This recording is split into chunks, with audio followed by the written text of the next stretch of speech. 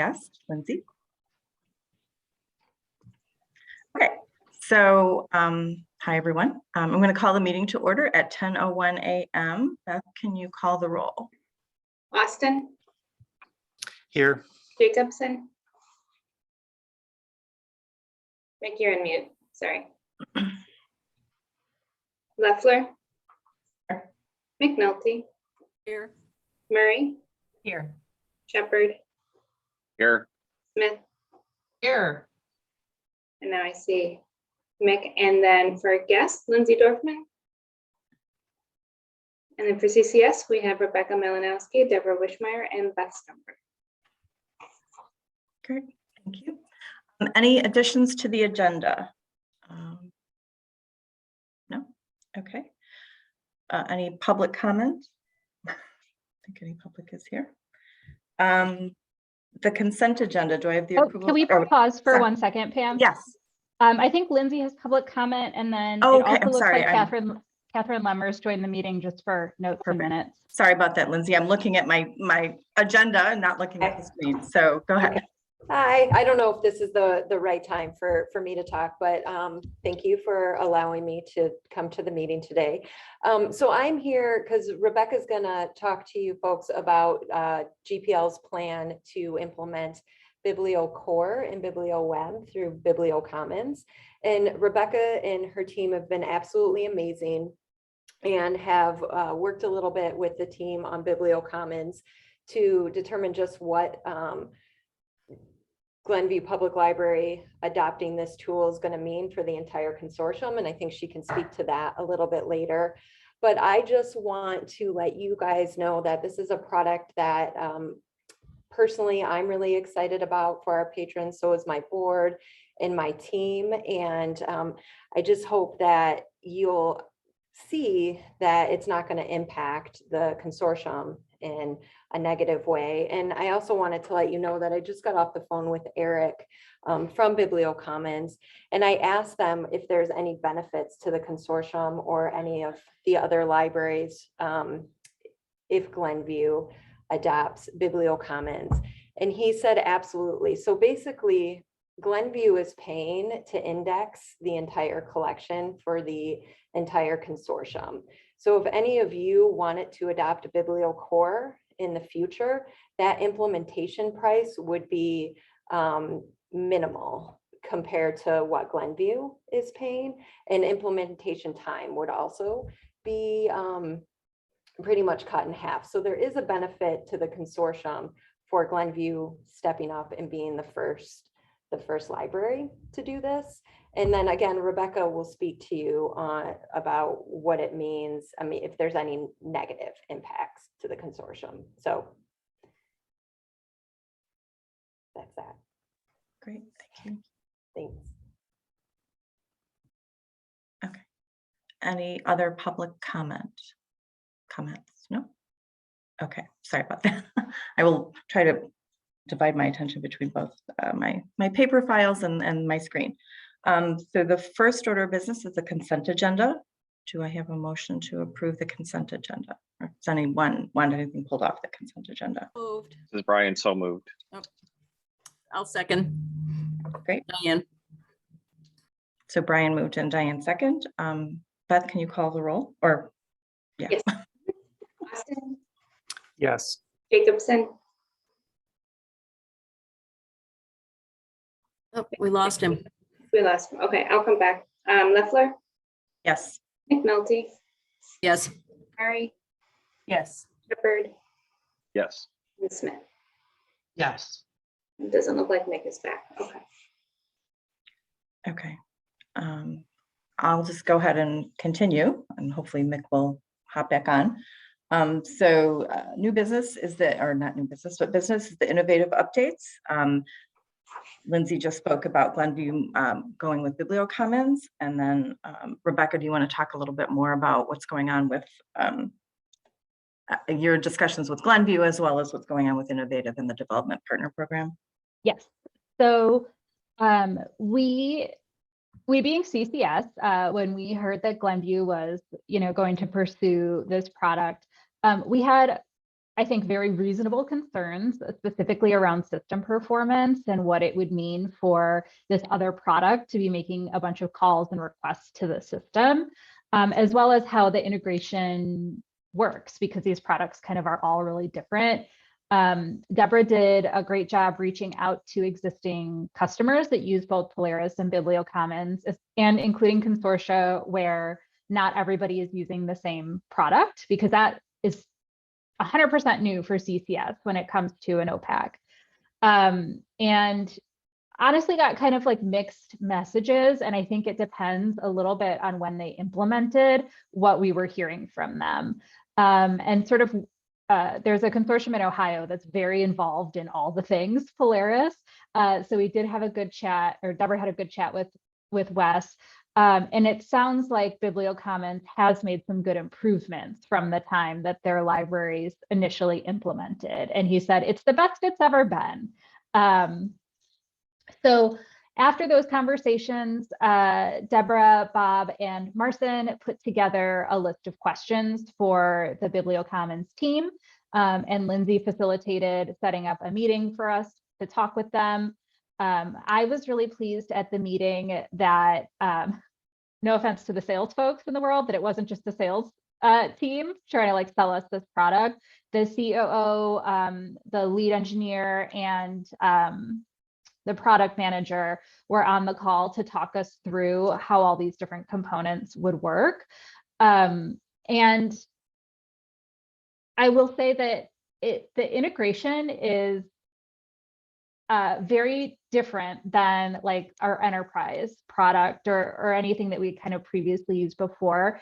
It 100% runs on API. So one thing that we were really concerned about was doing a nightly full mark extract to send to BiblioCommons, but that's not a thing. That's not how they do it anymore. So all the traffic on the server will go through the API server, which is very interesting. And we can do some adjustments. They have a regularly scheduled hourly process. We can adjust that shorter if we find that we needed to. Deborah and I are still working with Innovative to get some straighter answers about our API server, because we have, in our Polaris environment, we have like our production server where our SQL database lives, and we have another server that handles API and SIP calls. So all that sort of integration stuff. So we need to make sure that API and SIP server has the resources it needs to support additional traffic. So we did get some sort of general specs from BiblioCommons yesterday on kind of peak traffic and what that would look like. So Deborah shared that with Innovative, and they reportedly are having a meeting today. And hopefully the meeting is just because they want to be really thorough and talk to everybody, and not because they anticipate an issue. So after talking with my team, talking with BiblioCommons, we don't, as I said in that packet, we don't have a policy or anything in place that says like a library can't do something like this. And initially I was like, ooh, do we need to like write this policy and like stop Glenview from doing this thing with BiblioCommons? And the more I thought about it, and the more we learned about the process, it doesn't seem that different to me from some libraries choosing to use Communico for their mobile app and some choosing to use Boopsy. So at this point, again, I don't think we're going to hear anything alarming from Innovative, and there's nothing in our contract that says like, oh, if we want more resources for a third-party integration, we have to pay for them. Like, they're our host. They need to provide us with what we need to be successful, and that doesn't have any limits around it in our contract. So, I mean, I'm always very cautious, I feel like, but I'm optimistic that this, would be totally manageable. CCS wouldn't be supporting the BiblioCommons interface, just that API connection. And at this point, my recommendation is that we let Glenview move forward with their planned project and, continue to work really hard and monitor with Innovative to make sure there are no issues. BiblioCommons also repeatedly offered to do stress testing with us ahead of go live, which I think would be key to preventing any issues. Can I ask a Yeah. question? And this is maybe because I just don't have a lot of background in history on this, but so like we as a consortium provide base level service to obviously all consortium members. So in a situation like this, that a library wants to do something that's, I guess, kind of like beyond the scope, which I'm supportive of the idea of doing that, but it's obviously taking, or it seems like it's taking additional resources from CCS specifically to support that type of implementation, or at least on the project startup. So is there something where it's like, okay, in order to do that, in order to have that much like CCS staff time, it's going to, like, there's a project plan that's put together and then a cost given to an individual library to basically fund the costs of the CCS staff time that goes into it. And I just don't know the background on that to know if that's something that we've done in the past. And that's why I just wanted to ask that question. Yeah, we have not done that since I've been here, with the exception of like bringing new libraries on board and that whole onboarding process. I don't know that it's something that we've really done in the past. I doubt it. Lindsay has already proactively offered, if she needed to pay for CCS services, that she would. That said, CCS, like the amount of sort of research and thinking and puzzling through that we're doing right now is really in line with any new integration that we would do. So coming to mind in relatively recent history, McHenry Public Library wanted to use a new product called Curiosity Stream. And at the time, Curiosity Stream like didn't have any authentication set up. So we had to like walk them through the options and kind of do a deep dive on privacy, and like no libraries anywhere were using them. So, you know, we did essentially like our due diligence on that. Similarly, when libraries have, you know, wanted to sign up for something like a Patron Point or Orange Boy or whatever, we typically do some research into like the potential patron privacy issues. What sort of data will they have access to? So at this point, it's very much in line with the existing services we offer.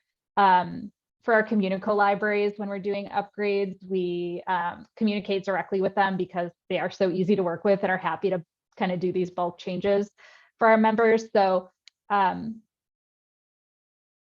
yeah, we haven't in the past.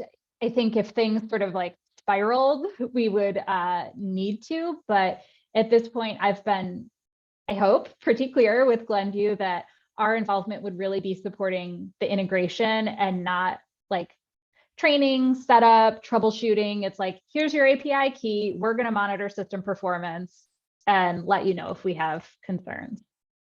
Yeah, I mean, and I think, you know, from my, I guess just from my perspective, I think just thinking about like, when is a policy then necessary for that? And at what point do you go down that road and say, okay, like this is like what we do, like kind of like as a standard course for most other products, versus, okay, now we're really getting into like, this is like, you know, Deborah's spending, you know, weeks on something like this and taking that her time maybe away from other things, or whatever it is, you know, just that having an understanding of kind of where that line is. And I didn't, and by the way, I didn't doubt that Glenview would be stepping up and would be offering that. I you know, I know that that's not the concern. It's not so much Glenview. It's really kind of more of a, you know, just from a consortium perspective, just that there's that common understanding of where people would expect that CCS is going to support you up to this point, and then once you go beyond that, then you are going to be, you know, or maybe we need to be thinking about, then the libraries are going to be expected to then pay for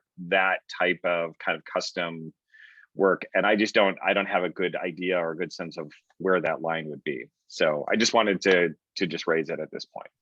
Yeah, I think that's a really great point. And I think that this would be sort of the, even with the limits that we're setting, this would be one of the most involved integrations that we'd be helping with. So it would be a good test case to kind of see, because like you, Brian, I don't have a firm thing that I can point to. I mean, there's certainly things, it's like my team aren't going to learn how the BiblioCommons search algorithm works. Like, you're getting different results in PowerPack and BiblioCommons, great, not my problem. But like, aside from what I feel like is that sort of very obvious scenario, I don't know either. So I think we need to sort of work through it to see.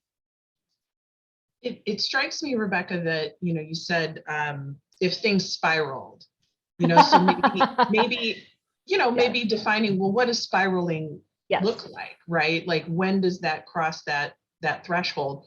And I think, my opinion, one of many here, I'm sure, is that, if you're recommending that it's in line with what we've done before for integrations, then we don't have to slow down this process. But during this process, maybe we can be crafting okay, so when, we haven't spiraled yet, so, this will help us define what spiraling is. Yes. And then if we have that in place, or at least, framed out basically, then when something like this comes up again, we're not starting from, where we are now. Yes, perfectly reasonable. Even though we've had a bad experience with BiblioCommons in the past as a consortium, it would be interesting to see how this pans out, since we did have that bad taste in our mouth because they didn't want us anymore, because they couldn't handle the consortium. In case the innovative product doesn't pan out for us and we need to look for a different discovery product. Yeah, and I loved having Bob on the call yesterday because he was here for mostly everything in CCS history. And the integration does seem like it's gone through several variations from where we were when CCS was a BiblioCommons customer. The COO is one of the co-founders, so he was certainly aware that CCS had a history with BiblioCommons. We didn't get too much into it, but I agree that it would be really interesting to see how it works. We did have questions for them about like, all right, so you're taking everybody's records, just bib and item records, not like you're taking everything, just Glenview's, like how's that going to work? And I would say, and Deborah can nod or not, I was satisfied with kind of their approach, and I think it'll be interesting to see how it plays out as well.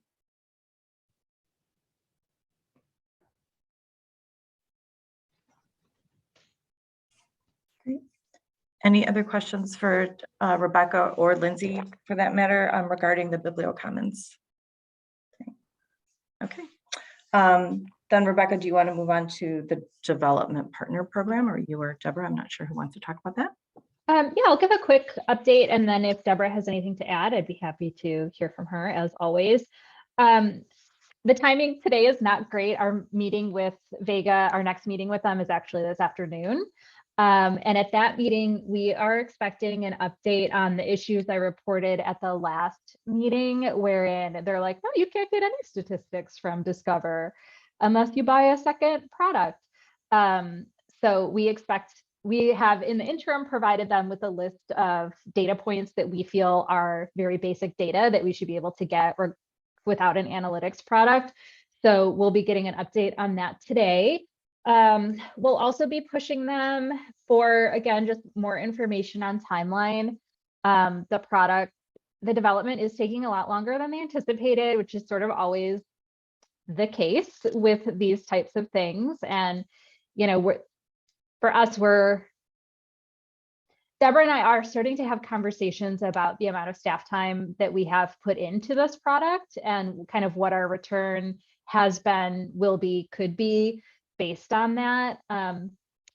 Our existing agreement with them for being a development partner program expires in June because Vega was going to be out like a year ago or whatever the timeline is. So at this stage, I am kind of waiting to hear what the responses are for some of these questions we have. And then I think probably in April or May, we'll be coming back to say, we want to continue with the program. Let's renew the agreement and use this as an opportunity to kind of get some leverage with some of the areas that are most important to us. Or you know, this has been 2 years. We don't have our product yet. We think it has great potential. I will again say, I think Vega is going to be a really good product. But do we want to continue to spend our time working with them? Do we feel like we're being heard as a member of the program? So that was also part of my conversation with Lindsay. I was like, I was really hoping you were going to wait for Vega, but like, I can't tell you when that's going to be. So Godspeed with BiblioCommons. So that's kind of where we're at. I don't,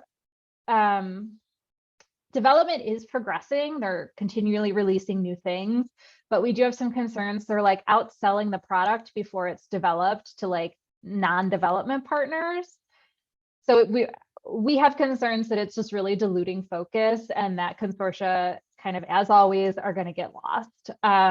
So we are monitoring the situation right now and thinking about how to best use our position, or if we want to, at least temporarily, abandon ship and focus on other priorities like the Warren Newport migration, which Deborah will be using this as an opportunity for Mieko to do some growth and development, and she'll be managing that project, of course, with Deborah's support.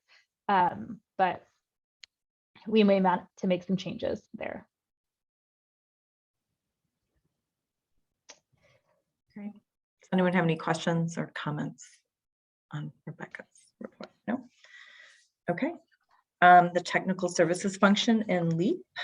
Yeah, so LEAP development is super exciting. They, again, not everything is sort of like as it was going to be laid out when we went live with Polaris. Gosh, what, 4 years ago? I don't know. But as noted in the packet, more and more technical services functions are being added into LEAP. This is always sort of a wiggly spot where, you know, from a CCS perspective, the web-based LEAP product offers a lot of advantages. It's a cleaner interface, it's easier to train, you can access it from anywhere. Like, there's a lot of really good benefits to it. And we've had to be training people on both interfaces because there wasn't parity. We are, you know, theoretically a year away from parity with technical services functions. So meaning that you'd be able to do everything in LEAP that you can do in the client. We are sort of already hearing some resistance to like, oh, we're never going to use LEAP. Like, we have to use the client. So I just want to reassure everyone that we will not be pushing anyone to move to the new product until it is ready for workflows to run from start to finish. We don't want people to like check in their serials in LEAP, but then have to go modify serials records in the client. We're not like, we don't want that. If that's where things are, we want people to keep using the client. When LEAP is fully up and running as a technical services tool, we will want to transition all library staff possible to LEAP, just as we did with public services.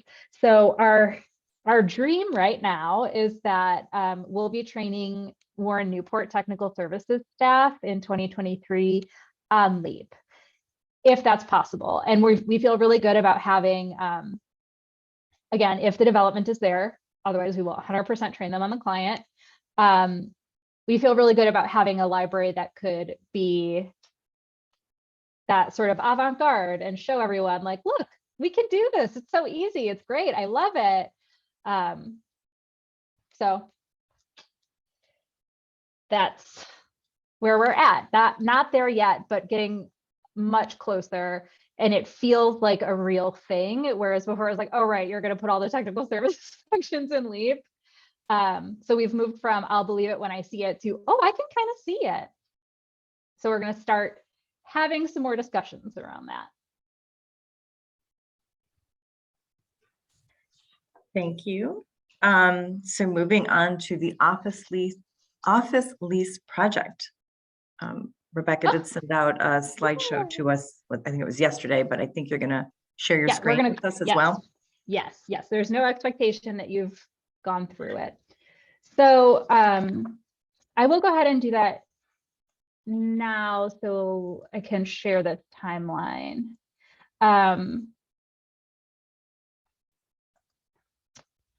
So nope. Can I not share the timeline? Not if I opened the wrong document. 1 second, please. I think the timeline's in a separate doc, yeah. Yeah, I put them in, here we go. I put them together in the PDF and then I opened the PowerPoint. So,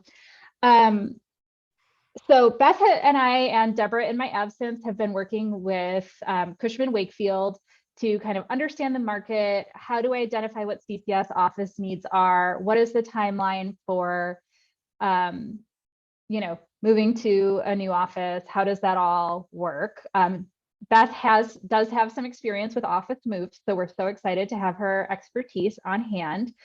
But we have a ton of options, including just the idea of the future of work in CPS. So what I would like from executive committee today is to present some various scenarios and get your take as representatives of your colleagues across the consortium on what the perception on how do you think members would feel about these various options. So my goal is to have a recommendation in April for governing board, not for a specific space, but for either shuttering the office and moving to 100% remote work, or kind of narrowing down what we're going to talk about today as a couple of different office options. This has been really helpful for me. I mean, Beth and I and the team have been talking about the office lease ending for literally years. And I'm like, I don't know what we're going to do. I don't know what we're going to do. Having these examples from the real estate agent has really helped kind of clarify what these different scenarios could look like, what they would cost. That has really helped me think about it. We just got these on Friday. There were, I think, literally 100 pages of samples and floor plans and whatever. So what I have in this document are, as I said in my email, they're not necessarily like, oh, this is the one I think we should pick, or this is the best of this kind of level or grade or whatever. They're really just intended to show kind of what's out there so we can see what our various price points would be, what our space options potentially could be, and have a discussion. So as you can see on the timeline, February, March is really figuring out like, what is it actually that we need? And then in April, we'd go to governing board to say, here's what we think. We're going to go do this, okay? I don't know that they'd have anything to approve so much as just to say, yes, that's the direction we want you to go. And then we would, you know, really start the narrowing down of specific properties and options, what potentially would a build out look like, et cetera. So we'd be looking to move in either like July or August of 2023, which is when our lease is up, if we were going to move into another office space. So we've put together this current cost versus potential cost sheet. That current cost is looking at what our FY 2022, not 2022, 2022, but 2022, 2023 cost would be. And when I looked at this yesterday, I like put this together and then I had to call Beth. I'm like, this doesn't make any sense, Beth. And one of our ongoing problems with our office is that we're renting essentially twice as much space as we need because we have all of this empty workspace in the back. So that is one reason that the rent here is so much higher. I was like, I don't understand. Why are we paying this much in rent? But it's both, I think, not a great deal for us. And we have more space than we need. So in any scenario where we'd be getting new office space in the future, we'd be reducing our square footage, which would reduce our rent. Right now, we pay a monthly common area maintenance that's an estimate, and then we get assessed at, like there's a reconciliation at the end of the year. we keep getting assured that we're not going to be over our regular assessment, and then we are thousands of dollars over our regular assessment every year. So this common area maintenance number here is not really accurate because, for example, at the end of last year, he's like, "Oh, you'll owe like $200," and then it was $3,000, I think. Between So- the TAM and the real estate, it was 3,000. Oh, okay, both of them together. Thank you, Beth. Real estate tax estimate, we're in Cook County, so we're paying Cook County taxes. A lot of our examples that we're looking at are going to be in Lake County, right over Lake Cook Road, just to get that tax break. Sorry, Cook County. This is a thing I didn't know, and Becca's like, "I've been telling you this for years, Rebecca. We pay all of our utilities, which is apparently not normal in a commercial rental environment." So we pay electricity and gas, and again, we're paying them for a space that's bigger than we need. Even with our occupancy down and our heat, turned way down with the jump in gas rates, we're still looking at a huge gas bill for next year. We pay separately for cleaning service. Garbage service is included, but we did add recycling service a couple of years ago because I could not stomach not recycling in our office. So we pay that separately. And all told, it's close to $160,000 a year to rent this space that is honestly pretty unpleasant. Beth, I came in this morning and poor Beth, she's like, "There are new water stains. They moved the garbage cans and now ceiling tiles are falling on the ground." Like, we have been struggling with the property manager for literally years. And, we've talked to attorneys, we've talked to real estate agents. They're like, "Yeah, there's something you can do. Like, that's your lease." So I feel very strongly that we will not be renewing our lease in this building, even if we could cut off the extra space. I do not want to deal with this property manager anymore. So to me, that's a non-starter. So what I have in the packet are examples of kind of a similar, like I'm calling it low range. So a similar building to us would be like class B minus, C plus, maybe like a no frills office environment. So depending again on what utilities are included, and what services are included, we're in a smaller footprint. We would still be looking at about $100,000 a year. We could also kind of bump up a level of building to a class A minus, class B plus. These are, maybe you call them like amenities buildings. And these wrap kind of everything together. You pay an operating cost per square foot. It includes most of your utilities except your electric. It includes cleaning. Beth buys the toilet paper for the office, which apparently is also not a regular thing. I don't know. This is just how we do it here. I worked at the Rails building and they own their own building. So of course they, did all those building maintenance things as well.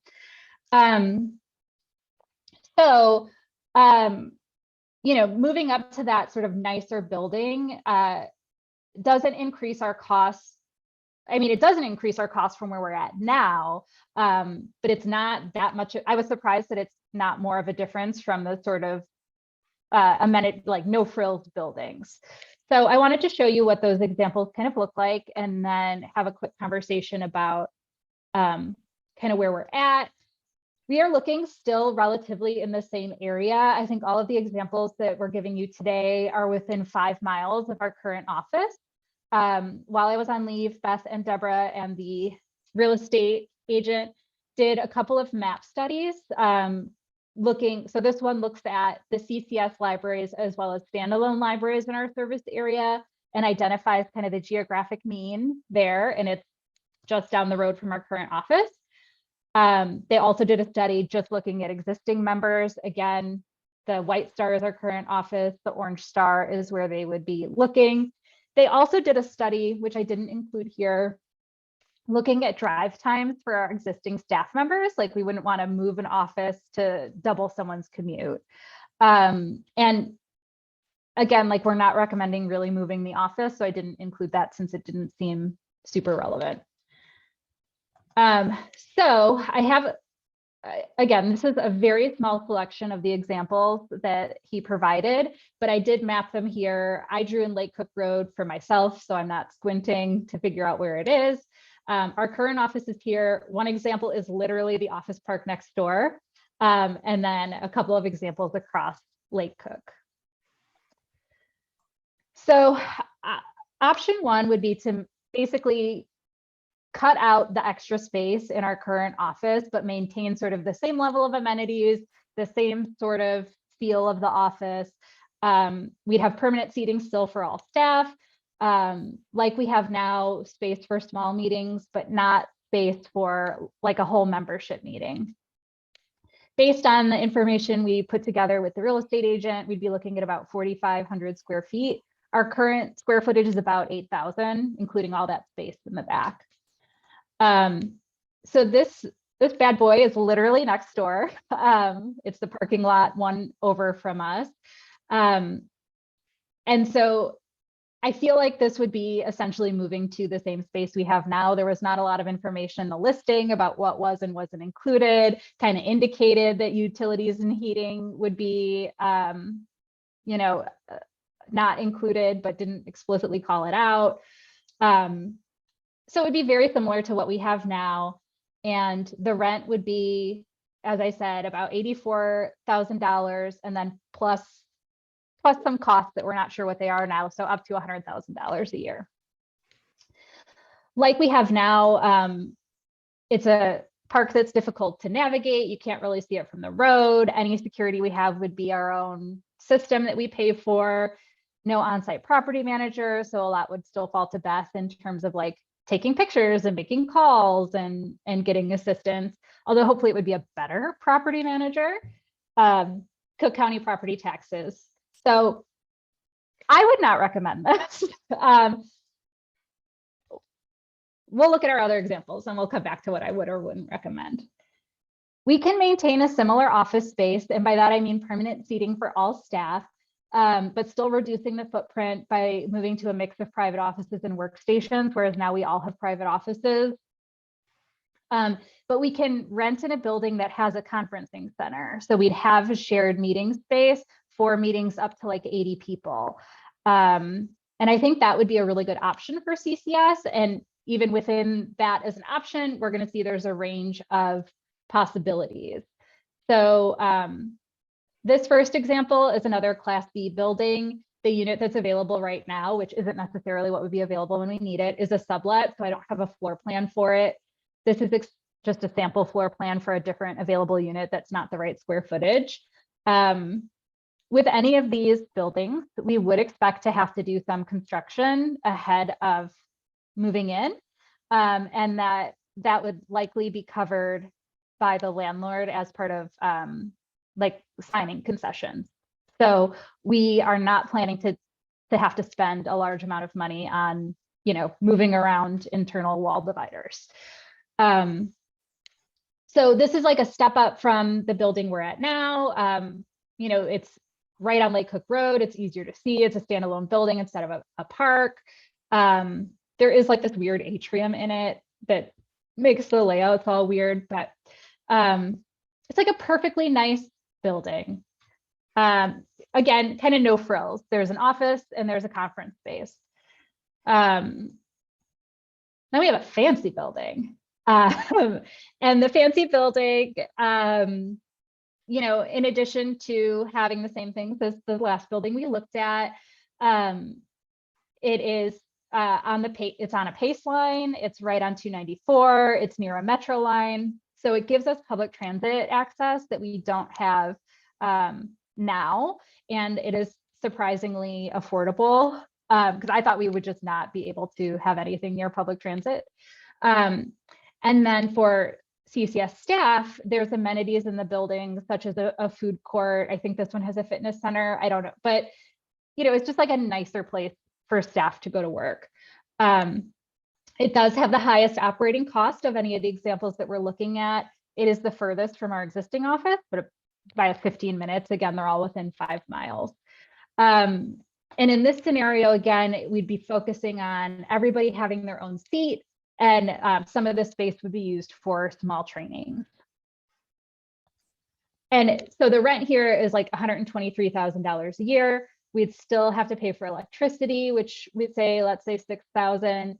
But most, as far as we know at this time, all those other costs would be wrapped into the operating cost, which is in this gross rent figure.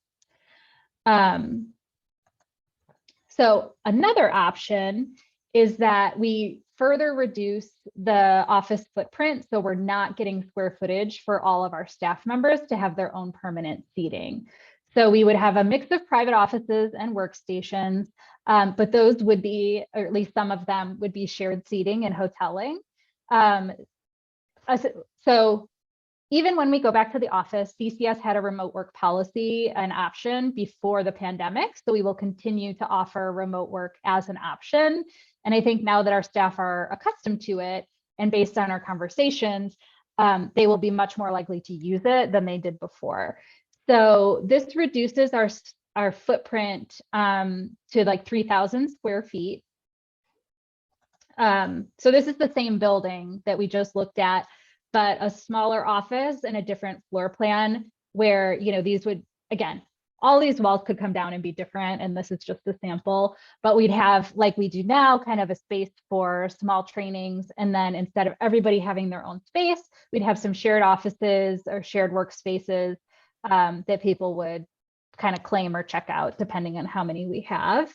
So that brings our annual cost, again, not including electricity, but including those operating fees, et cetera, to about $90,000 a year. So that's a pretty significant savings from what we're paying now, while still offering some, let's say, enticement to our staff to come back from home and into the office. At this time, my recommendation and what I'm interested in hearing from you is that we take off the table kind of keeping the status quo of an office, which is, you know, this sort of no frills, like sad office park type building where everybody has a seat and we don't have that conferencing space. To me, like that's not adding value to CCS members, and it's not an attractive place for CCS staff to work. So my recommendation would be either we upgrade our office space to one of these buildings that has, and again, maybe not one of these particular buildings, but a building like that that has a conference center that we would have access to for our large meetings, that we'd have enough office space that we could host smaller meetings in our internal office, and that we have, I could go either way on if we need space for everyone or not. I don't think that we will all be in the office very regularly all together based on folks' comfort and interest in continuing to work from home. So if we were going to say, let's get an office space, I would recommend something more along the lines of 3,000 square feet than 4,500 square feet. At this time, I would also be very comfortable saying we don't need an office and let's save all of that money. And CCS staff would continue to work from home, at least for a year or two. I think we'd get a storage unit for all of our furniture in case we all hate working from home, you know, a year out of a pandemic. And, you know, we up our budget to have some funds for renting space, like Rails rents, like community college space when they need to have larger meetings. Because I will say, even governing board is starting to get unwieldy for many of our member libraries, and we're really limited on which ones we can use for those meetings. So I'm happy to coordinate meetings at our member libraries, but we still need some sort of other space for these largest meetings. So what I'm interested from this committee is, like, when you hear something like, what if we don't have an office? Are you like, oh, that's intriguing. Let's look at more at what those numbers would look like and kind of dig into the logistics of how that would work and the PO box and the storage and whatever? Or are you like, no, we want an office and we want you to be there and we want to have a meeting there, and let's talk about what that office should look like. So that is what I'm hoping for today. Again, not like specifically you have X amount of dollars, go find an office, but kind of where do you see as our customers, where do you want to interact with us and how do you want to do that?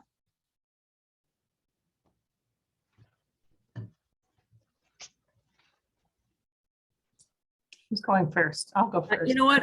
I'll go first. Okay, Diane, you Because go first. the insurance consortium that we're in just went through the same process.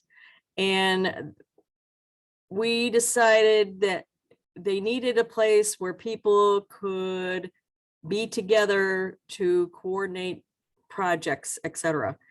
And so they did go with a smaller space. And we're talking Oak Brook, so there's a ton of buildings down there, but they've got a much smaller space. They will have shared spaces for people to work. And the building does have a conference area. So, no, they chose the one that didn't have a conference area, but there's another place that they can rent space for our meetings. And we meet quarterly, and there's like 80 of us members. So that's how they worked it out. And before the place that they just moved from, which does have the shared conference space, we used to meet off-site at a country club. So, if you get a place like in the area of Chevy Chase, they might have space that they can rent out for meetings or whatever. So anyway, just my 2 cents. Smaller space. Thank you. I was like, wait, what part is your 2 cents? So you would like to see CCS maintain an office with a smaller footprint? Yeah, I think that is practical.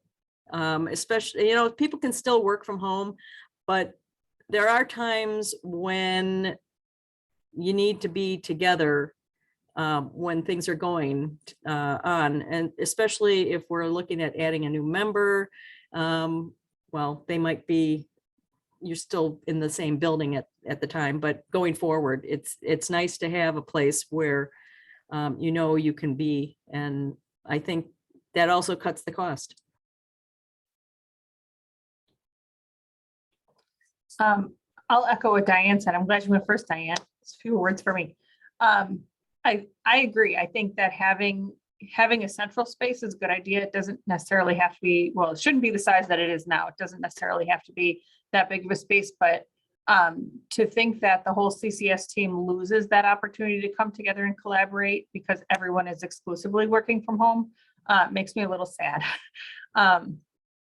And I think it takes out the opportunity for those kinds of collaborations that I think are so important since we are, built on so many organizations that have to come together.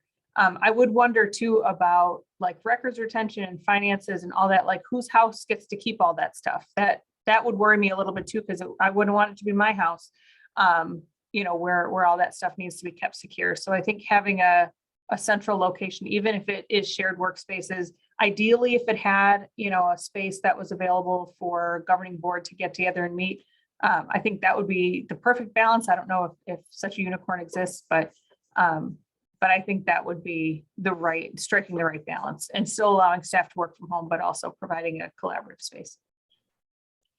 I'm going to piggyback on what Sarah just said too. I'm actually in the CCS offices with Beth and Rebecca right now. I have a different background because I was doing something from home the other day, but and didn't want people to see my wine fridges, which is usually what's behind my desk at home. I'm sitting here waiting to, sign the checks and do those kinds of things. And so that file storage was the thing that I immediately kind of, honed in on, like, as Sarah said, who's going to keep all of those kinds of things. And so my vote would also be for a permanent space, but obviously a smaller size.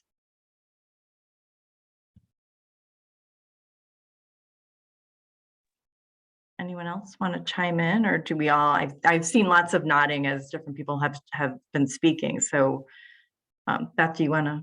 I would.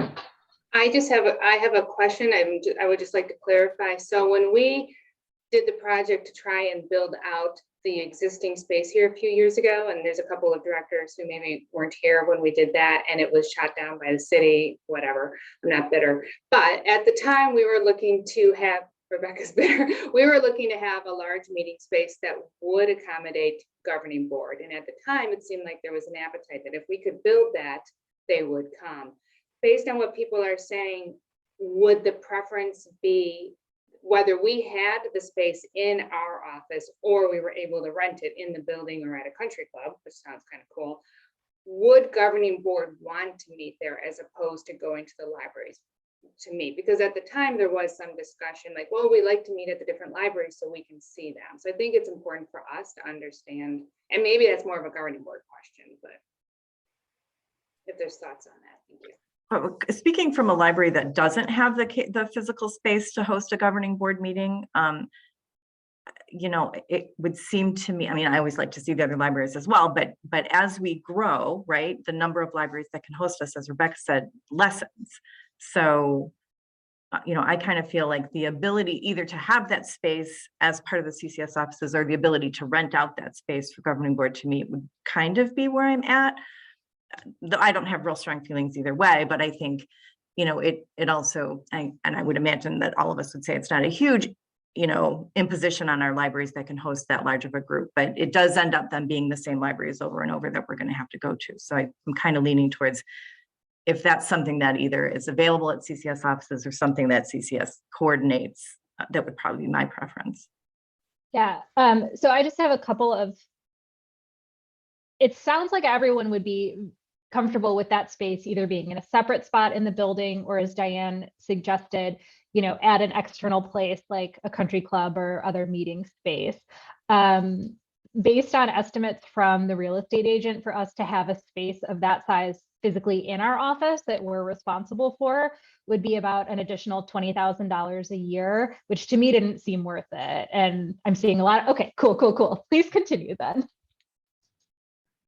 Well, and Rebecca, you had asked the question, you know, where do you want to interact with us as the customer? And, you know, I'm remembering back to when I was a newbie at Park Ridge, and you came on over and you met with me at my library and we talked about what we needed to talk about, and it was really great.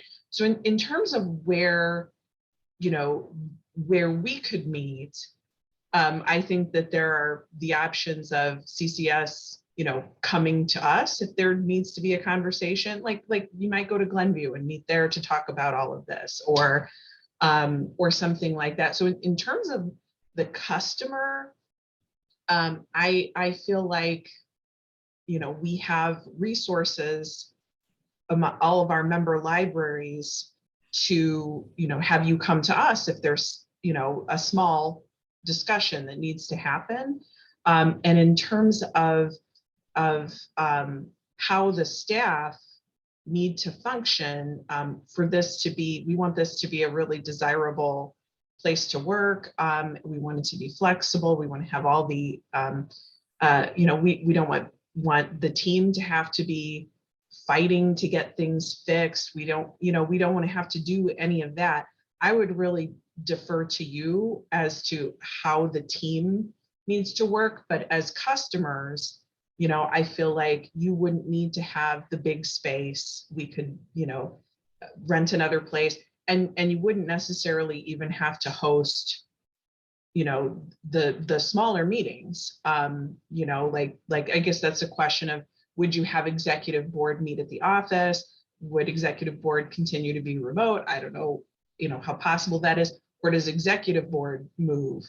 Or is executive board have a rented space? So I'm not very helpful other than to say that as a customer, I'm cool with all of the options that are being discussed. And I really defer to you about, you know, the best way to retain our talented team in terms of the location.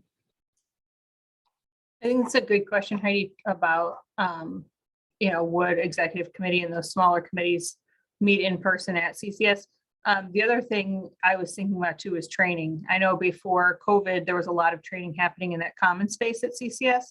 I would hope that post-pandemic, like we don't stay completely virtual with training. I would love for there to be in-person training for staff again. I think there are some staff who definitely learn better in that kind of environment. So I would hope that we could find a way to return to that. I don't know if that would then have to be space absorbed and time and meeting room bookings absorbed by the other libraries to then have to host that training for other staff, other CCS member library staff.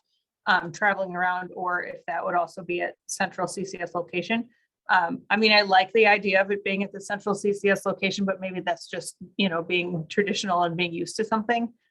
You know, certainly we could all adapt, I'm sure, if we needed to, but I like having that opportunity too, not just for the meetings, but for CCS member library staff training. Yes.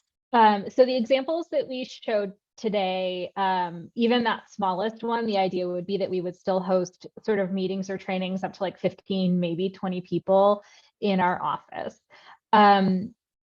If we had an office. So the other thing that we haven't done yet, and I didn't want to spend time doing until we had this conversation, is if we didn't have an office, what would those costs be? Because as you've noted, we'll need to keep our files somewhere. And so my initial thought was to like rent space from a library. I'm thinking about like Fremont's weird giant empty space, like hidden in their back room somewhere. I don't know if you guys know about that. I forgot what they call it. The shell. I don't know. Anthony's nodding. He knows it exists. So, you know, we could do a deeper dive into the logistics. That said, I think that we have great opportunities for both retention and recruitment if we are either in a nicer space that offers some enticements to come to work and we still continue to offer the flexibility of working from home, or if we say we work from home and when you want to go to, like when you go to a library to host a training or we rent a space, you still have these like personal interactions. So I really am comfortable with either option. And I do think it's important that members feel like they're getting value for CCS membership. So, you know, if what I'm looking for today is like how cost conscious, you know, like, are we focused on that cost conscious component where it's like, oh, we can cut out the rent. Great, let's do that and see how much we can save.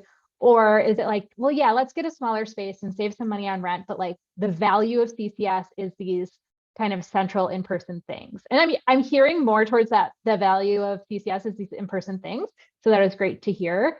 I don't know if anyone else wants to jump in. Yeah, I like what you just said, Rebecca. I mean, I think the property that you've got on page 13 of the packet really, I think, summarizes a lot of what you're looking at. I think it's kind of the sweet spot. It's a central location. I think it ticks all the boxes of what your objectives are. We maintain a location. We save at least $30,000 a year on rent over the current budget, which I think any member of the consortium would value. I think that's kind of what you might want to target from where I stand. And I think that kind of, I mean, I'm seeing some nods around the table here as we've all been talking. I think we're all kind of on the same page about this. It sounds like we do still want to see a fixed location for CCS. It's just a matter of, I think, finding what the right spot is. But that one seems to, you would have some savings. You've got better, there's a lot of pros that go with that one. So something like that. Well, and perhaps, you know, I know that a build out and a move and everything, I'm sure it's very costly and it's not something you'd want to say, oh, well, if in a few years we don't like it, we'll change again. But, you know, if it's the kind of thing where you compress and then you see how that works for 5 years for the staff and you're like, okay, I'm keeping statistics and the amount of time we're all here is next to zero. So, you know, I still think this is a good space. I still think this, you know, what I'm hearing from the staff is they like having these options, that it's attractive. I love also what you said about being near public transit. I think that's a huge selling point for future recruitment and hopefully, you know, the current staff. You know, I'm babbling a little bit, but I think that that, you know, we could look at it too as a transition, even almost. If eventually CCS goes all remote, it just feels, it doesn't feel like that's where we're at right now. Yep, that all sounds good. And unless there's any other things people want to say, I feel like that gives me what I need to work with Beth and Jonathan, the real estate agent, and of course all of CCS to narrow down our options and have something more concrete moving forward. We will focus on having space in our office that could host those smaller group meetings like executive committee or a small group training, which is small group trainings. They're our preference in general. And then, yeah, I mean, I do think that like some shared office space would maybe be a little bit of a hard sell for CCS staff, but I think it's not really going to be much of an issue when everyone like sits down and thinks about their work from home and in-office schedule. So I do think that it's a really great option. Before I saw the examples, I was like, oh, we should just work from home. Like we're never going to find something that's going to work. And I was really pleasantly surprised to see things that I feel are within a very reasonable budget for us that would, you know, as Anthony said, tick all our boxes. So I feel good about this if you all do. I would think this would be a pretty ideal time to be looking at commercial real estate as well, because there are so many empty spaces. So, you know, if we were ever going to, you know, keep some kind of permanent office space, now would not be a bad time to negotiate that. Yes, the real estate agent anticipates that he does recommend that we look at a 10-year lease, but that he would never advise us to sign a lease without a cancellation that doesn't require us to pay all of our rent, which is the situation we're in now. And that the build out would almost certainly be 90 to 100% covered by the landlord for whatever build out needs to happen. And that while rent prices themselves are pretty stable, they haven't really dropped despite all of the vacancies. Landlords are offering some number of months of like free rent. So Jonathan does seem, Beth has worked with him before. He seems very on top of things and like very customer focused. And he's like, I'm not going to let you sign a bad deal. Why would I do that? Because I think I certainly am a little bit like, oh, we have such a bad lease now. He's like, no, Rebecca, we're going to take care of it. So I do think this is a good time. I think the expectation would be we'd see sort of upfront savings, and then moving forward, those costs would be sort of steady.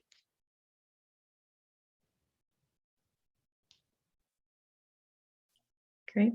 Any other comments or anything that we might want to share with Rebecca? But I, you know, as Anthony had said, and all of us, I think we're all on the same page. So Yeah, and I don't mean to belabor it, but could we see that timeline slide again, or would you send that?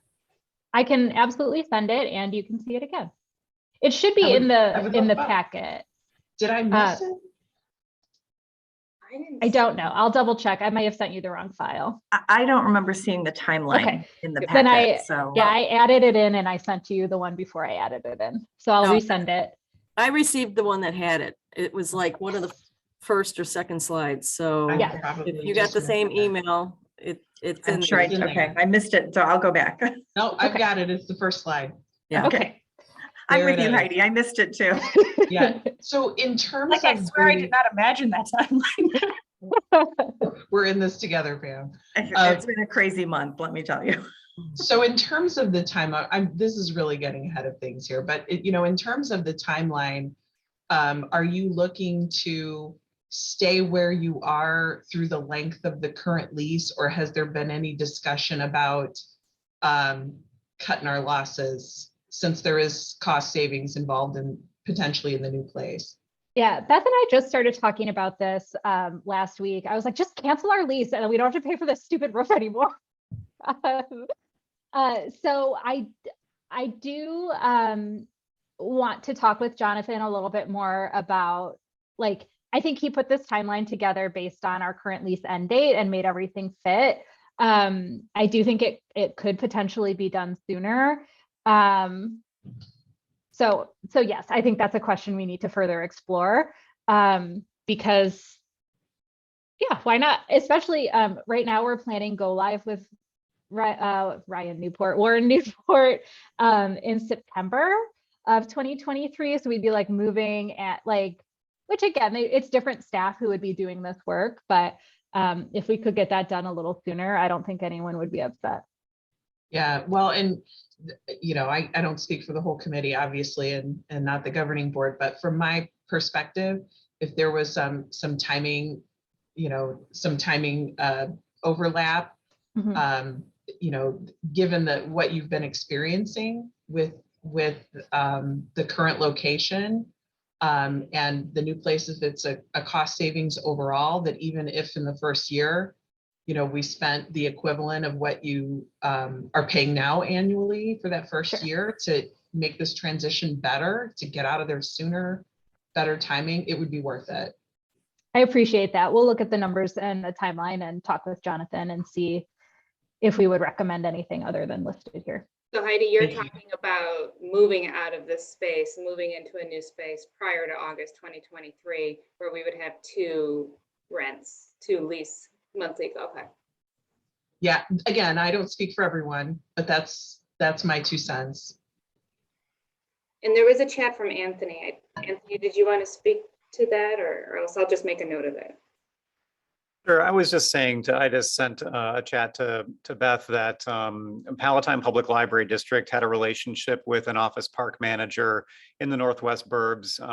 Larry Moats has a number of office parks all around the area, and Palatine's library is in one of those office parks, and he's got a lot of vacant properties. So I think, your realtor should be aware of him, obviously, and there's probably some opportunity there to explore too.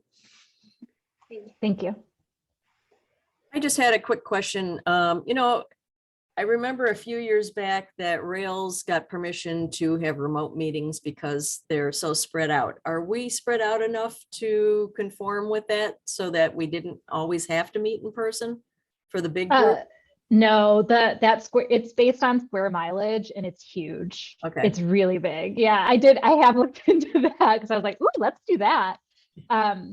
So I don't know if there's going to be any further changes, outside of the disaster proclamation changes, but I am monitoring, but right now, no. But we're only talking quarterly meetings now, right? So it's not like we had before where we met more often. Mm-hmm. Yeah, for me, the real benefit of remote meetings is for honestly committee meetings. Like in July, we had like a 15-minute budget and finance meeting. Like we needed the meeting because we needed the recommendation and we didn't have the data to do it before that. But it's just like imagining everyone driving anywhere for that just seems like such a shame. We always try to make good use of meeting time and not have a meeting if we don't need it. But it is really nice to have the option when there's, again, like a lighter agenda, especially. So we're monitoring, and I think it's something we'll want to continue to talk about over the next year. Talk to your legislators on Monday, the 21st. Okay. Any other comments about the property or how we want Rebecca to proceed? I think, Rebecca, you've got everything that you needed from us in terms of guidance. Great. Yes, thank you. Okay, so we'll move on to the next item on the agenda, which is CCS communication. I don't know, Rebecca. It's still me. So this is sort of an ongoing issue that tends to like flare up and then die down and then flare up. So we're in a flare up right now where, not everybody is affected, but there are certain groups where people don't feel as welcome to ask questions or share their opinions or participate in meetings, etc., as they should, due to the behavior of their colleagues. So, we hear this feedback, not anonymously, but it's like, we'll hear it from person A who's like, well, I don't have this problem, but I know other people are afraid to post to the listserv because everyone's gonna think they're stupid. So we don't have like, super concrete examples of some of this stuff, but we are continuing to work on it. I would certainly appreciate if you hear any specific feedback one way or another that you share it with me, as I'm sure you would. Deborah is working on listserv guidelines. We've had meeting guidelines before, but we don't really have anything published about like how to communicate appropriately on the listserv. So we are working on those, and depending on how they shake out, may or may not send it through bylaws and policy to become a policy, or they may just be like guidelines that, we ask people to follow. But I want to bring this up because, I'm happy to talk about it at governing board as well. I want to make directors aware that if folks cannot follow the guidelines for appropriate meeting behavior or listserv guidelines or whatever, they will be removed from the listserv or removed from the meeting or removed from the committee and asked to not return. Because for the same reasons that patrons in your library would be asked to not participate in library events. This is like a little bit tricky because a lot of the behaviors that I think add stress to these interactions are like just borderline. Like it's not someone saying like, oh, you're pretty dumb. I can't believe you didn't know that. It's, well, that's been on the wiki for 5 years. Here's the link. You know, so it's like, oh, well, that's helpful. You provided the link, and also like a secret commentary. So I have talked with my staff, and we're going to talk about it again at our staff meeting tomorrow, more broadly, that we should, when an interaction happens that is troublesome, whether it's individually with a member of my staff or on a listserv, like between staff members, or you know, in a meeting, that we should document that as we would document an interaction like from CCS staff member to CCS staff member that was inappropriate. So we can share that with appropriate personnel at the library, because I don't want to play he said, she said sort of stuff, but I also don't want my staff to get disparaging emails, and I don't want my staff to be refereeing in meetings. And it's, again, it's not a new problem. It kind of ebbs and flows. And for a while, it seemed like it wasn't an issue in remote meetings, but now it's like maybe shifted to the listserv. I don't know. So folks are always very hesitant to like name names or point out specific examples or forward an email. But we do have some specifics that we have been involved with where we've said, that's not appropriate. I need you to not send emails like that to us. And if this continues, like, we're gonna talk to your director. So we're going to continue to be pretty direct with folks around that. I know everybody's stressed and there's a lot going on. I don't feel like it is the CCS staff responsibility to teach library staff how to interact collegially and professionally in meetings. So I will be, like, my staff are like, oh, we just need more meeting facilitation training. I'm like, no, if they can't behave, they just can't come to the meetings anymore. So again, this is a very limited problem, but I do want to make aware to everybody that if these issues continue, we will just be asking people not to come back. And that I can give my staff all the training in the world. And, you know, that's reacting to things instead of creating an environment that's positive to begin with. So, so does that go to the directors? I mean, do you let the directors know when that happens? yes. Okay. Yeah, like I had a conversation with a director last week. Deborah talked with a manager last week. And again, at this point, it's all very like we know, because we see this behavior, like we've seen this behavior over the 5 and 6 years that we've been here, kind of like, just like a little like, oh, that's not cool, but it's not like egregious. And so as soon as someone else says something to me about it, I'm like, oh, I will go talk to someone about that. And again, the director I talked to immediately was like, well, we can just remove them. We could just remove them. And I was like, well, sure, but I would like to have something documented before we just like pull someone out. So like, this is the warning, like, we're not doing this anymore. So yes, if you have not heard from me, this is not about your staff members, or at least not this time. But yeah, I feel like I've tried to be like very patient before and like ask a lot of my staff for like mitigating this, and I'm just not interested in doing that anymore. So No, and you shouldn't have to. I mean, you shouldn't have to deal with that. If the behavior is from library staff, then directors should be dealing with that with their staff. And chances are, I'll be that waiting if- for when if- you tell me, Rebecca. Like, I know, I'm we're gonna like talk. running through my head all my Yeah. staff members. yeah, we're good. We're good here. But yeah, I want to present this ahead of time, and I will share it again at governing board, so nobody is surprised later and say, well, like, you didn't say it. Like, what do you mean you're kicking them off a committee? My library deserves to have a voice, or whatever. Like, you do, until it's not used appropriately. So No, No, it's a good, I mean, it's a good, we're having to talk about, you know, with our staff, and I think that probably other directors are in the same boat. Like, you represent the library regardless of where you are. So if you're on a CCS committee, you're representing the library. If you're going to conference, you're representing the library. It doesn't give you a free pass to just like, okay, well, that's not my coworker, so I can say or do what I want. It's like, no, you represent the library in all those instances. So our policies, our HR policies related to, you know, harassment and, you know, use of electronic, you know, equipment, stuff like that, all that applies regardless of, you know, whether you're communicating to people inside the organization or outside. So Yes, all. and that's what I've shared with my staff too. I'm like, this isn't like some wild, wild west. The same rules that apply in the library should apply here. And if they're not applying, then there's a problem. So I appreciate that comment, Brian. Okay. What a bummer. Yeah, it seems ridiculous that we have to have these conversations in some ways, doesn't it? But anyway. This falls under the, yeah, I've said I want to sometimes tell, like, just don't be a knucklehead. Like, what in the world is the problem? Just stop being a knucklehead. But yeah. Great. Okay, anything else to deal with that? If not, we will move on to the reports. President's report, I have no report. Secretary? No report.